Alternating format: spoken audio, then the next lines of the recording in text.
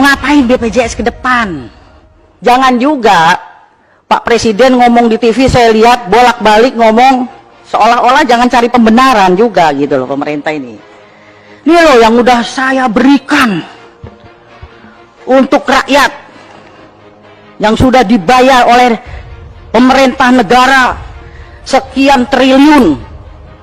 Nggak penting rakyat lihat itu.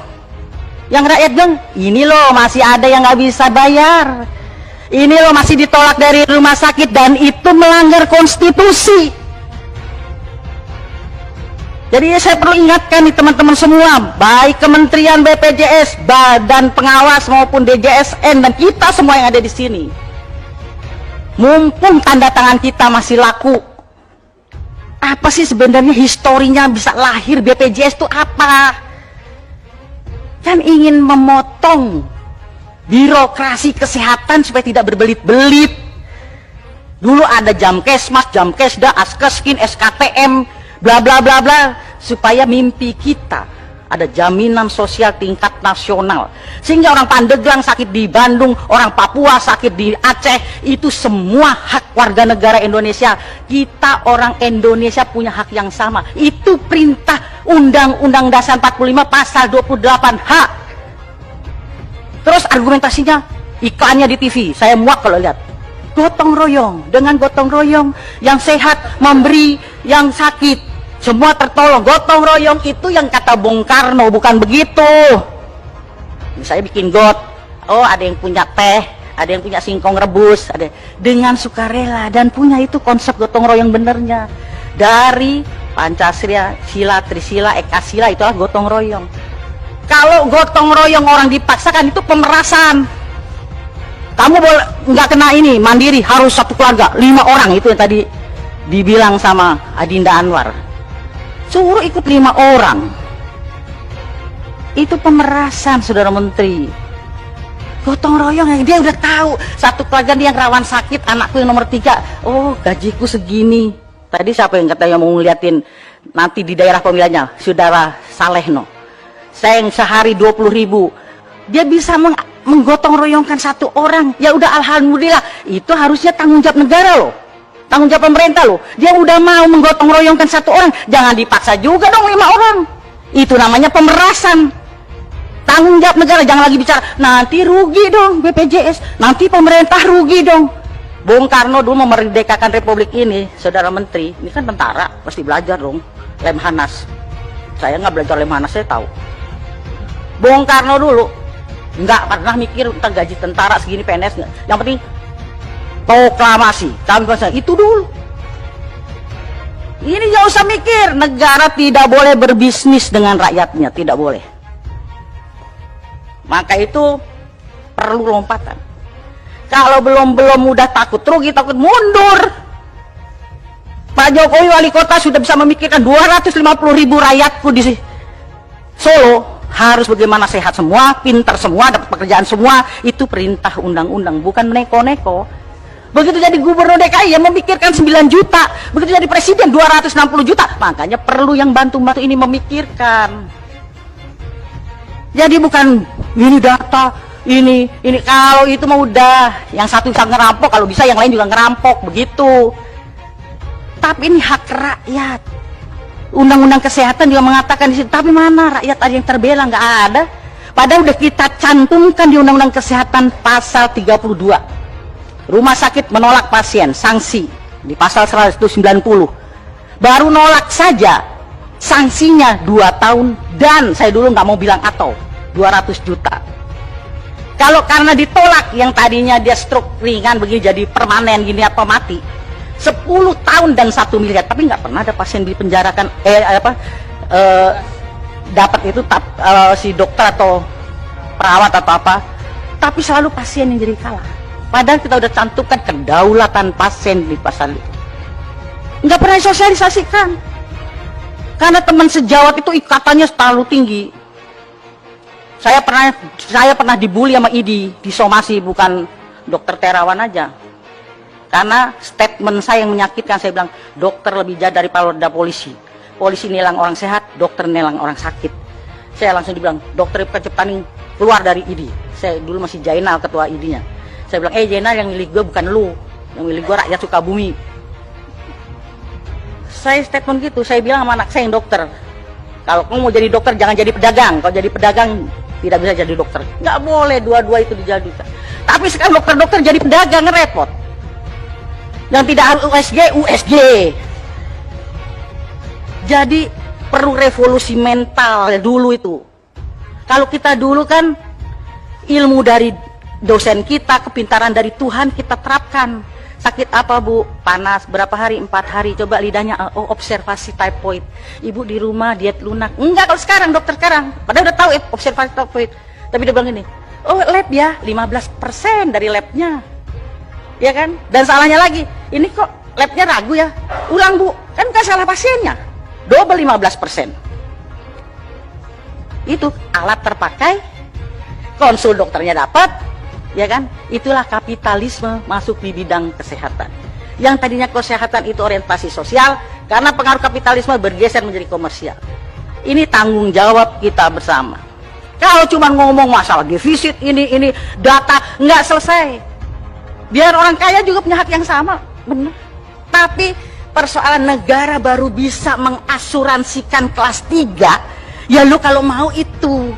Mimpi kita ke depan mudah-mudahan nanti bisa di kelas 1 kayak Kuba gitu. Jadi dari Fidel Castro sampai rakyat sama.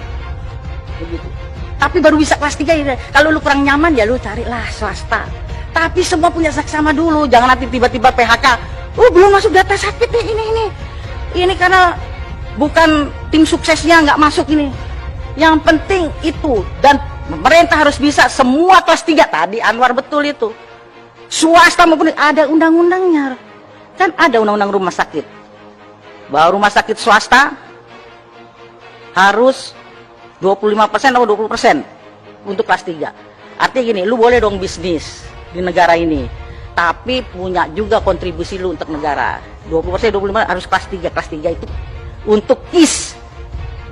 Ini jangan Jokowi bagi KIS-KISnya nggak laku di rumah sakit. Itu kan sama nyoreng mukanya Pak Presiden. Bagi KIS, tahu KIS di rumah sakit, Bu, kelas 3 penuh Bu, adanya kelas 1. Kenapa kelas 1-nya kosong? Supaya bayar dulu, namanya rakyat. Biarin deh suster, anak saya di kelas 1, udah KIS-nya dikantongin, nggak laku kan? Dia telepon temennya, utang dong anak saya dirawat di kelas 1. Untuk apa KIS? Ini PR kita, tanggung jawab. Itu dewasnya gimana? Ini harus kita awasi, dan ini kebobolan di mana-mana pasti terjadi lah. Karena revolusi mental buat kita semua, dokternya kayak perawatnya kayak orang rumah sakitnya kayak BPJS-nya semua salah. Udah. Saya itu pernah berhayal mau mimpi mau tidur itu. Mimpi saya ke depan itu bagaimana ya suatu saat tidak boleh satu orang pun yang tertolak dari rumah sakit. Karena Undang-Undang Dasar 45 pasal 34 mengatakan negara berkewajiban menyediakan fasilitas kesehatan untuk semua rakyat. Artinya tidak boleh satu pun yang tidak terlayani. Kalau masih ada orang yang tidak bisa mengakses kesehatan, artinya kita masih gagal semua ini. Jangan dianggap kita berhasil. Menteri Kesehatannya kayak, DPR-nya kayak, ketua komisinya kayak, semua gagal.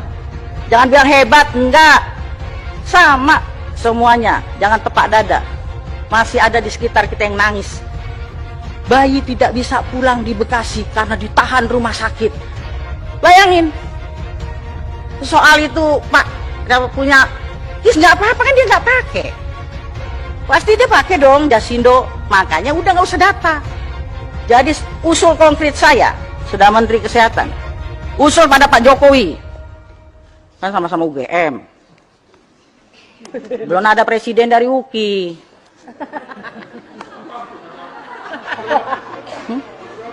Kalau UGM kan, kalau saya pasti berani ngomong begitu sama Presiden. Pak Presiden, ini kan BPJS ini, kalau saya bisa bilang Mas Presiden gitu kan, BPJS ini kan produk unggulan pemerintah Jokowi. Saya usul khusus rapat kabinet tentang BPJS, Menteri Keuangan, tapi jangan Sri Mulyani terus yang nyocor mulutnya. Menteri Kesehatan ya jadi leading sektor di situ. Dia tukang bayar aja, tapi kebijakan kesehatan leading sektornya Menteri Kesehatan di situ. Dia tukang bayar, ya kan? Di situ ngomong tentang BPJS. Karena ini carut-marutnya bukan persoalan terus nanti. Pemerintah kan sudah bayarin yang miskin sekian, tapi miskin tuh versi siapa? Tadi dibilang Ubin, ada TV, termasuk kategori tidak miskin. Orang itu TV dari mertuanya. Ubin dia suruh nempatin rumah mantunya. Tukang surveinya salah. Rumahnya gedung ada motor, motornya kado. Salah itu surveinya, makanya nggak bisa buat patokan itu survei itu salah udah semua. Pokoknya setiap warga negara rambutnya hitam, makanya jangan suka dibule-bule ini ibu ketua itu. Enggak, takut saya, takut dianggapnya tidak bukan warga negara asli gitu.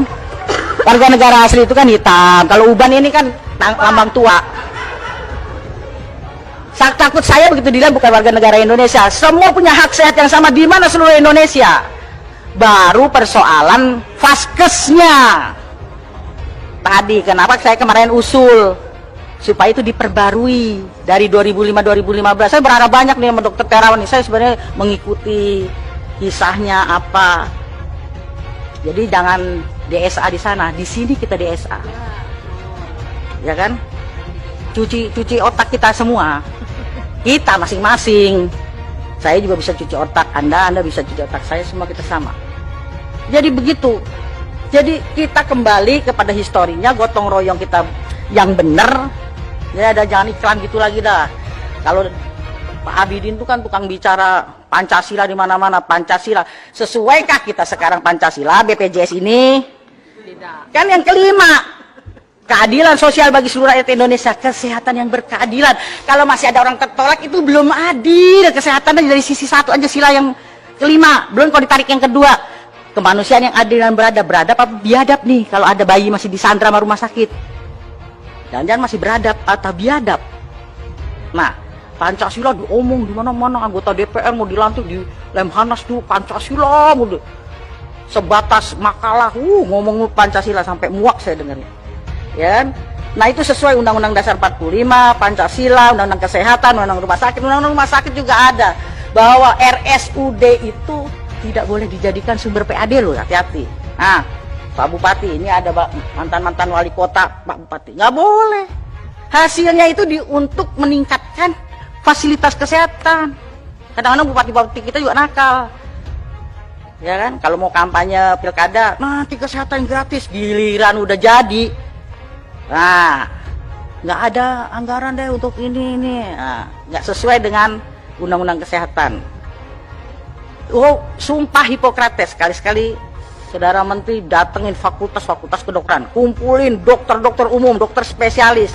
Ini karena egonya dokter spesialis juga monyol, nggak memberikan kesempatan adik-adiknya muncul. Kumpulkan, disentuh Hipokratesnya itu. Saya bilang sama anak saya, ketika kamu mau jadi dokter yang dibuat praktek, emang ada kelas VIP? Nggak ada kan? Kelas 3 semua yang colok-colok vaginanya itu. Tapi udah dokter, nggak ada yang mau lagi. Tuse, yang dirasain apa? Anget, katanya ya. Saya dulu kan waktu itu tuse, apa yang dirasakan anget, nggak tahu pembukaan berapa itu. Mana ada yang kelas VIP? Tapi giliran udah dokter, datengin BPJS kelas 3, sakit apa Bu? Diskriminasi senyum. Iya kan? Tapi kalau yang datang yang VIP, selamat siang Ibu, sakit apa, buka bajunya. Aduh, senyumnya bagus banget udah pokoknya. Makanya saya pernah mengidekan rumah sakit tanpa kelas. Tapi nggak dikasih izin. Istilah sosialis, komunis, apalah, nggak tahu lah. Padahal itu yang benar sesuai Pancasila. Tapi kan nggak dapet izin. Gimana? Nah, jadi itu yang bisa saya sampaikan.